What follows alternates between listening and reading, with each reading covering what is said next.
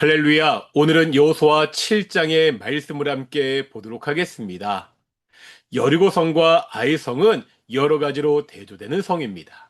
우선 성 자체입니다. 여리고는 천의 요새로 알려져 있습니다.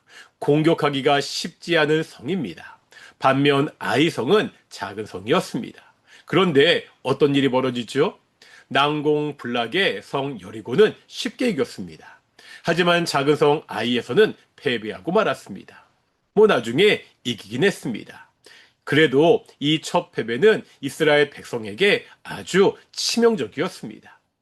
이제 생각해 봐야 됩니다. 여리고를 정복한 이스라엘입니다.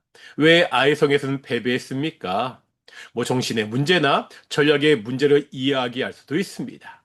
이들이요, 여리고 승리에 너무 자만했습니다. 최선을 다하지 않고 2, 3천 명만 보냅니다. 이런 자만심과 전략적인 미스가 패배를 낳았다고 생각해 볼 수도 있습니다. 하지만 전략적으로 생각해 보면 작은 성에 적은 인원을 보낸 것은 단순히 자만해서가 아닙니다. 소 잡는 칼을 닭 잡는 데 사용할 이유가 없습니다. 이스라엘 백성은 앞으로도 가나안 땅에서 계속 정복 전쟁을 해야 됩니다. 쉽게 이길 수 있는 전투에서는 온 힘을 다 쓰지 않고요. 힘을 비축해 두는 것이 더 현명한 전략입니다. 아이성의 패배는 자만이나 전략의 문제가 아닙니다. 왜 이스라엘이 졌습니까? 11절 처음에 보면 분명히 말씀하고 있습니다. 이스라엘이 범죄하여 내가 그들에게 명령한 나의 언약을 어겼으며 이스라엘의 범죄 때문입니다. 하나님의 명령을 어겼기 때문입니다. 하나님은 여리고를 점령하고 모든 것을 다 하나님께 바치라고 하셨습니다. 그 바친 것 중에 어떠한 것도 손대지 말라고 분명히 말씀하셨습니다. 그런데 이것을 어긴 사람이 있습니다. 아간입니다. 갈미의 아들 아간이 누락한 물건 중에서 좋은 것들을 자신을 위해서 훔쳤습니다. 하나님의 명령을 어기고 하나님께 범죄한 결과가 바로 아이성의 패배입니다. 이스라엘 전쟁의 승패는요, 군사력이나 전략에 달려있지 않습니다. 이스라엘 백성이 하나님께 온전히 순종하느냐에 달려 있습니다. 여리고 전투도 마찬가지입니다. 이스라엘이 어떻게 여리고에서 승리했습니까? 군사를 동원해서 공성전을 잘해서 승리했습니까? 아니죠. 그냥 성을 돌았을 뿐입니다. 하나님의 말씀에 따라 돌고 돌고 또 돌았습니다.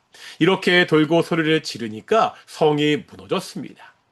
성을 돈 것이 무슨 주술적인 행위가 아닙니다. 성을 돈 것은 하나님의 말씀에 대한 신뢰와 순종입니다. 이렇게 하나님을 의지하고 말씀에 순종하자 성이 무너졌습니다. 가나안 정복은 군사력으로 한 것이 아닙니다. 하나님이 백성들 앞서가십니다. 하나님이 백성들을 위해서 싸우십니다. 만군의 하나님, 모든 군대들의 하나님을 이길 민족은 없습니다. 전쟁의 승리는 이미 하나님이 하셨습니다. 남은 것은 이것을 믿고 하나님을 의지하며 말씀에 순종하며 나아가는 것입니다. 이스라엘 백성들이요, 하나님을 믿고 순종했을 때 여리고에서 승리했습니다.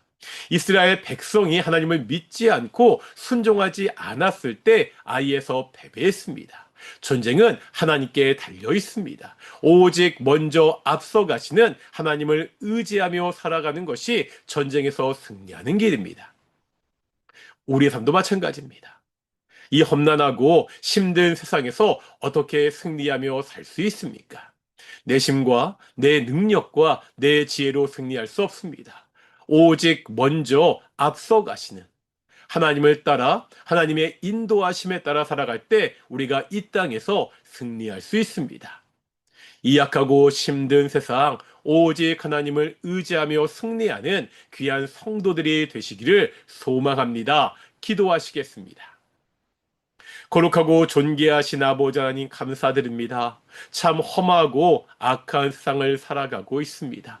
이 험하고 악한 세상 가운데 우리 앞서가시는 하나님을 의지하고 순종하며 살아가는, 그래서 승리를 누리는 귀한 성도들이 될 수 있도록 인도해 주시옵소서. 감사드립니다. 이 모든 말씀 예수님의 이름으로 기도드렸습니다. 아멘. 마치겠습니다. 샬롬.